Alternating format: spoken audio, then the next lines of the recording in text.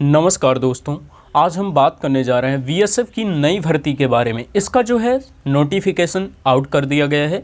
हम जानेंगे कि इस बार जो है कितने पदों पर भर्ती कराई जाएगी, कौन कौन से जो है पद शामिल किए गए हैं, कौन से लोग आवेदन कर सकते हैं, उनकी क्वालिफ़िकेशंस क्या होनी चाहिए, एज लिमिट क्या होनी चाहिए और सिलेक्शन का प्रोसेस क्या रहेगा, हाइट क्या रहेगी, चेस्ट क्या रहेगा, कौन कौन से ज़रूरी डॉक्यूमेंट्स लगेंगे और सिलेक्शन हो जाएगा तो सैलरी कितनी मिलेगी, सारा कुछ इसी वीडियो के माध्यम से स्टेप बाय स्टेप बताते हुए चलेंगे।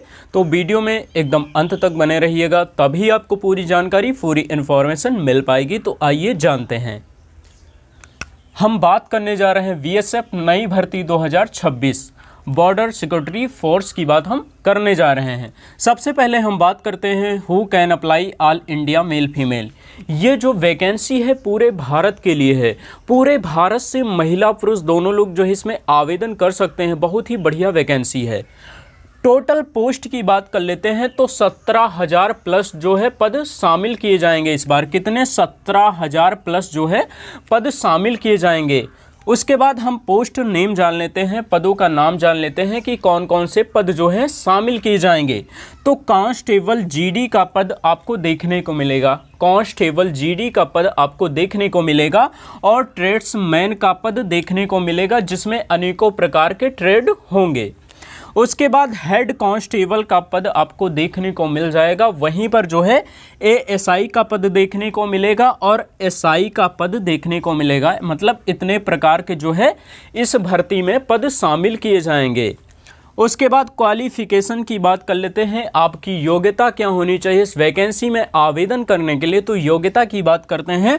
अगर आप 10वीं पास हैं तब भी आवेदन कर सकते हैं। अगर आप 12वीं पास हैं तब भी आवेदन कर सकते हैं। अगर आपके पास कोई डिप्लोमा है या डिग्री है तब भी जो है आवेदन कर सकते हैं। पोस्ट वाइज जो है इसमें क्वालिफ़िकेशन रखा गया है, तो इसका ध्यान रखना।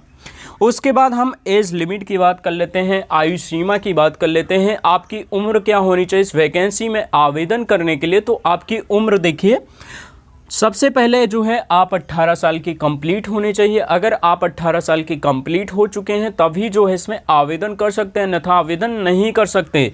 उसके बाद 18 से 23 साल रखा गया है। सभी पदों के लिए 23 साल नहीं, कुछ पदों के लिए जो है 25 साल भी रखा गया है।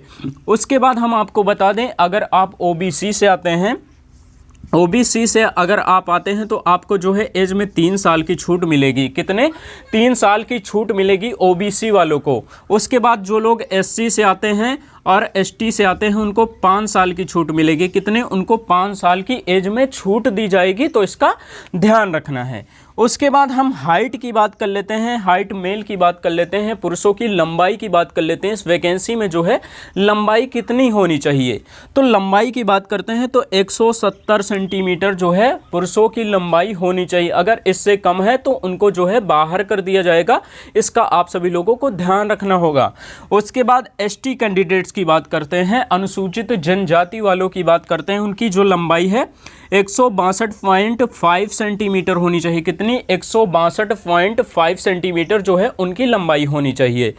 उसके बाद हम फीमेल की बात कर लेते हैं, मतलब महिलाओं की बात कर लेते हैं। महिलाओं की जो है लंबाई कितनी होनी चाहिए, तो महिलाओं की जो है 157 सेंटीमीटर होनी चाहिए। कितने, 157 सेंटीमीटर जो है महिलाओं की लंबाई होनी चाहिए। उसके बाद हम चेस्ट की बात कर लेते हैं, सीना की बात कर लेते हैं, छाती की बात कर लेते हैं।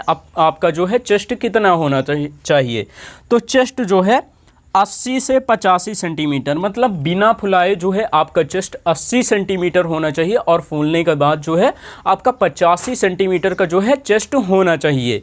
उसके बाद एसटी कैंडिडेट्स की बात कर लेते हैं, अनुसूचित जनजाति वालों की बात कर लेते हैं। उनका जो है चेस्ट कितना होना चाहिए, तो उनका जो है 75 से 80 सेंटीमीटर, मतलब 75 जो है बिना फुलाए हुए, फूलने के बाद जो है उनका चेस्ट जो है 80 सेंटीमीटर का होना चाहिए। कितना, 80 सेंटीमीटर का, तो इसका ध्यान रखना। उसके बाद हम सिलेक्शन प्रोसेस की बात कर लेते हैं। किसकी बात करेंगे, सिलेक्शन प्रोसेस, चयन प्रक्रिया की बात करते हैं। इसमें आपका सिलेक्शन प्रोसेस कैसे होगा, तो सबसे पहले आपका जो है पीएसटी होगा, फिर पीईटी होगा, फिजिकल स्टैंडर्ड टेस्ट होगा और उसके बाद में फिजिकल इफिशिएंसी टेस्ट होगा। इसमें आप किससे देखिए दौड़ कराई जाएगी। सबसे पहले आपका जो है दौड़ होगा, पेपर इसमें नहीं होता। सबसे पहले आपका दौड़ होगा, उसके बाद में हाइट का मेजरमेंट होगा, चेस्ट का मेजरमेंट होगा, आपका वेट नापा जाएगा, आपका वेट कितना है, सारा कुछ ये होगा। उसके बाद में ये क्वालिफाई करते हैं, फिजिकल टेस्ट क्वालिफाई जैसे करेंगे तो आपका लिखित परीक्षा होगा जो कि कंप्यूटर बेस्ड होगा, CBT कंप्यूटर बेस्ड आपका एग्ज़ाम होगा। उसके बाद में एग्ज़ाम क्वालिफाई जैसे कर जाएंगे, जिन लोगों का नाम आ जाएगा, उसके बाद में ट्रेड टेस्ट होगा। ट्रेड टेस्ट सभी लोगों का नहीं होगा, जो ट्रेड्समैन में फॉर्म को अप्लाई किए होंगे केवल उनका ट्रेड टेस्ट होगा, इसका ध्यान रखना। उसके बाद में आपका जो है मेडिकल टेस्ट होगा, मतलब आपकी शारीरिक जांच होगी। उसके बाद में जो है आपका डॉक्यूमेंट वेरिफिकेशन होगा, आपके सभी के सभी डॉक्यूमेंट्स चेक किए जाएंगे जो कि ओरिजिनल होने चाहिए और एकदम सही डॉक्यूमेंट्स होने चाहिए, पूरे के पूरे कंप्लीट डॉक्यूमेंट्स होने चाहिए। तो इसका ध्यान रखना, क्योंकि आप यहाँ से भी पास कर जाते हैं और यहाँ से भी पास कर जाते हैं, यहाँ से भी और यहाँ से। अगर आपके पास एक भी कम डॉक्यूमेंट्स होगा उस समय जो है, तो आपको जो है बाहर कर दिया जाएगा और आपको समय भी नहीं दिया जाएगा कि डॉक्यूमेंट्स बनवा के लाइए, दूसरे को ले लिया जाएगा। तो इसका ध्यान रखना। अभी हम आपको बता दें कि ज़रूरी डॉक्यूमेंट्स कौन कौन आपके पास होने चाहिए, जो कि फॉर्म भरते समय जो है आपके डॉक्यूमेंट्स लगने वाले हैं। तो फॉर्म भरते समय जो है इम्पोर्टेंट डॉक्यूमेंट्स की बात कर लेते हैं। आपके पास जो है 10वीं की मार्कशीट होनी चाहिए, 12वीं की मार्कशीट होनी चाहिए, ये तो आपके पास होना ही चाहिए। अगर आप जो है ग्रेजुएशन लेवल का फॉर्म भर रहे हैं तो उसकी जो है डिग्री होनी चाहिए, इसका ध्यान रखना। उसके बाद में जो है आपके पास पासपोर्ट साइज़ का फ़ोटो होना चाहिए, पासपोर्ट साइज़ का फ़ोटो होना चाहिए और सिग्नेचर होना चाहिए। उसके बाद में आपके पास जो है जाति प्रमाण पत्र होना चाहिए, जो आपकी जाति को दर्शाए। आप जनरल से आते हैं, OBC से आते हैं, SC ST से आते हैं, इसको दर्शाने के लिए आपके पास जो है जाति प्रमाण पत्र होना चाहिए। उसके बाद में आपके पास आधार कार्ड होना चाहिए, जो कि बहुत ही ज़रूरी है, ये तो होना ही चाहिए। उसके बाद मूल निवास प्रमाण पत्र होना चाहिए, आपके पास निवास प्रमाण पत्र होना चाहिए कि आप कहाँ से आते हैं, किस राज्य से आते हैं, किस ज़िले से आते हैं, उसको दर्शाने वाला आपके पास जो है मूल निवास होना चाहिए। उसके बाद में जो है इतने जो है आपके पास डॉक्यूमेंट्स होने चाहिए जो कि फॉर्म भरते समय काम आएंगे। तो इतने डॉक्यूमेंट्स जो है आप सभी लोग जो है बनवा के अभी से रख लीजिए। और सैलरी की बात करते हैं, इसमें सैलरी आपको कितनी मिलेगी। सैलरी जो है 21,700 रुपये से आपको स्टार्टिंग मतलब सैलरी मिलने लगेगी।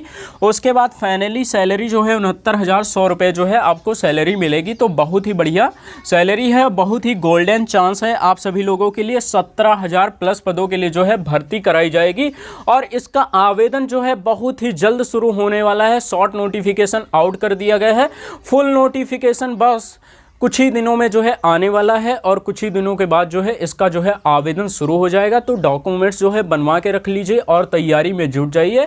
और अभी तक हमारे YouTube चैनल को सब्सक्राइब नहीं किए हैं तो चैनल को सब्सक्राइब कर लीजिए, बेल आइकन को भी प्रेस कर लीजिए, ताकि जैसे ये वैकेंसी आए इसका तो पता ही चले और जितनी भी सरकारी नौकरियाँ निकल के आती उसका अपडेट जो है आप सभी लोगों को मिलता रहे। तो मिलते हैं नेक्स्ट वीडियो में, तब तक के लिए जय हिंद, जय भारत।